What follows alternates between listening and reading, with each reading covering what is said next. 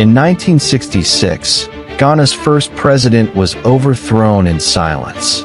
No warning, no blood, just disappearance. But who was this man? Why did Western powers fear him? And why, decades later, are his ideas more relevant than ever? This is the untold story of Kwame Nkrumah, teacher, revolutionary, dreamer. A man who believed Africa could rise as one, and paid the price for believing too boldly.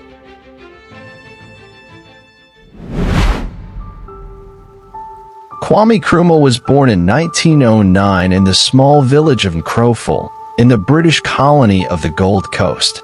Raised by a single mother and mentored by Catholic priests, he learned two things early: discipline and defiance.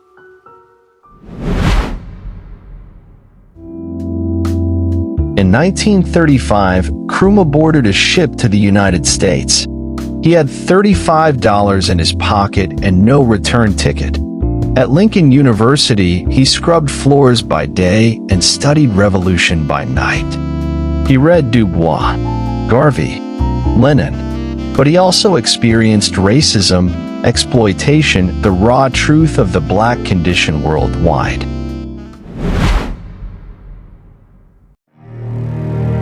In London, he found his tribe: George Padmore, C.L.R. James, other exiles and dreamers. Together, they formed the Intellectual Command Center of African Liberation.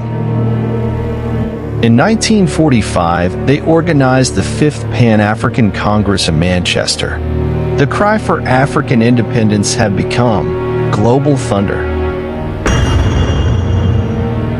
Nkrumah returned to the Gold Coast in 1947. He joined the United Gold Coast Convention, but his fire was too radical for their caution. So he broke away and formed the Convention People's Party, the people's voice forged in protest.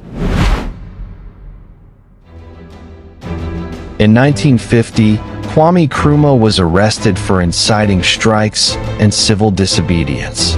But prison couldn't silence a movement, it amplified it.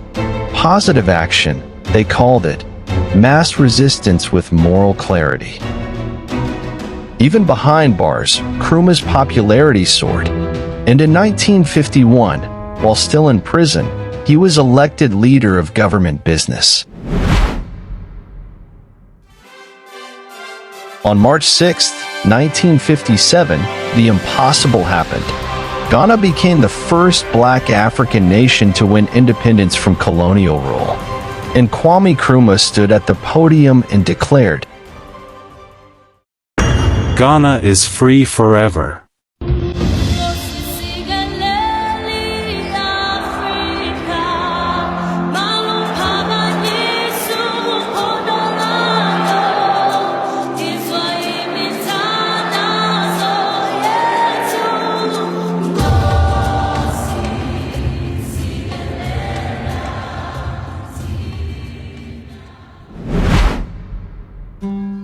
He moved fast. New roads, new schools, healthcare, industry, all fueled by the promise of transformation. The Volta Dam was his crown jewel, a hydroelectric dream meant to light the entire country. But rapid development comes at a price, and Nkrumah was borrowing big. Nkrumah had become a global icon, a voice of the non-aligned movement. But in the Cold War, neutrality was dangerous. The CIA feared he was too close to the Soviets. MI6 didn't trust his Pan-African ideals. Washington called him a problem. In 1963, Nkrumah called on all African nations to unite under one flag, one army, one economy. He helped form the Organization of African Unity, the first major step toward continental solidarity. But his dream of a United States of Africa terrified the West, and frightened even his fellow African leaders. Back home, cracks were forming. Economic pressures, food shortages, Nkrumah's one-party state began to breed dissent. He believed the revolution needed control, but the people saw something else, a leader slipping into authoritarianism. February 24, 1966. While Nkrumah was on a peace mission to Vietnam, the radio crackled with betrayal. A military coup, led by Ghana's own army, quietly backed by Western intelligence, had overthrown him. The dream was crushed, not by enemies from afar, but by his own. It is clear the CIA had a hand in it. John Stockwell, ex-CIA officer. Nkrumah fled to Guinea, welcomed by his Pan-African brother, Sékou Touré. Touré named him honorary co-president, but it was exile in gold plating. In silence and solitude, he wrote books, letters, warnings. His pen became his final weapon. Though forgotten by many, Nkrumah's writings sparked fire in the next generation, in Angola, in Mozambique, in South Africa. His words outlived his power, and his prophecy began to bloom in soil he'd never touch again.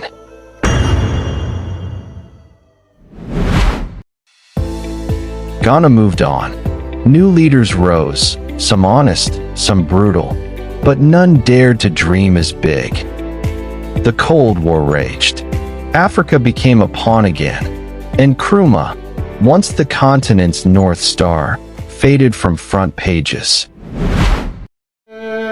In 1971, Nkrumah was diagnosed with cancer. He was flown to Bucharest, Romania, alone, in silence.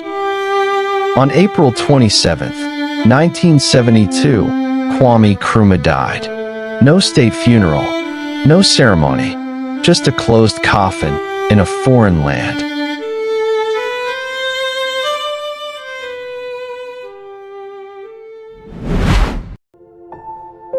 But time is patient.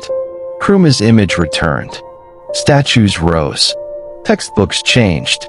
And the African Union declared him the greatest African of the millennium. He died alone, but today he walks in millions.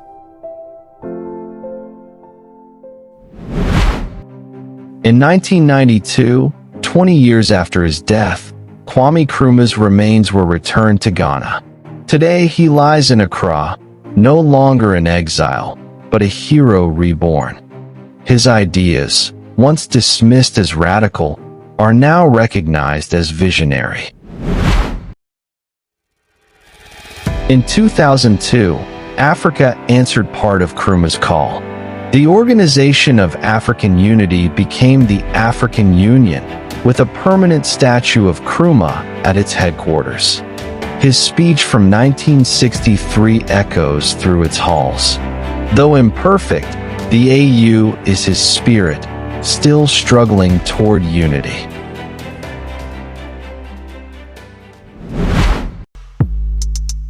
Across the continent, a new generation is waking up. Youth movements from Nigeria to Sudan, Congo to South Africa, are invoking Nkrumah's vision. They speak of economic liberation, not just political. Digital Pan-Africanism, education, cooperation. A second wave, born in data, but rooted in Nkrumah. In 1965, Nkrumah published Neo-Colonialism, the last stage of imperialism. He warned, the flag may be African, but the power is foreign. Today, Africa is once again in debt. Its minerals exported, its leaders manipulated. Was he wrong, or was he right too soon? What would Nkrumah say if he walked the streets of Accra today, or attended a tech summit in Rwanda? Would he smile, or warn us again? Perhaps he would say what he always said. Africa is still colonized, but now, it's the mind that must be freed. Kwame Nkrumah died before he could see his dream fulfilled, but dreams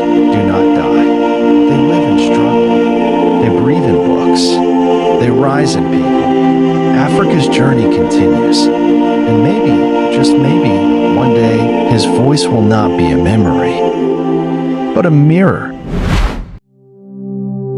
He was a man who saw further than most, a man who spoke when others whispered, a man who gave everything for a dream. And that dream is not in the past. It is in the hearts of millions waiting to rise. If this story moved you, then you are part of Nkrumah's legacy. Like, share, and subscribe for more powerful African histories that challenge the narrative. Comment below. What does freedom mean in your country today? And tell us, which African leader should we cover next? Nkrumah wasn't the only African leader targeted by outside powers. In fact, some believe the CIA had a list. Leaders were watched. Some were silenced. In our next episode, the secret war against African independence. Don't miss it.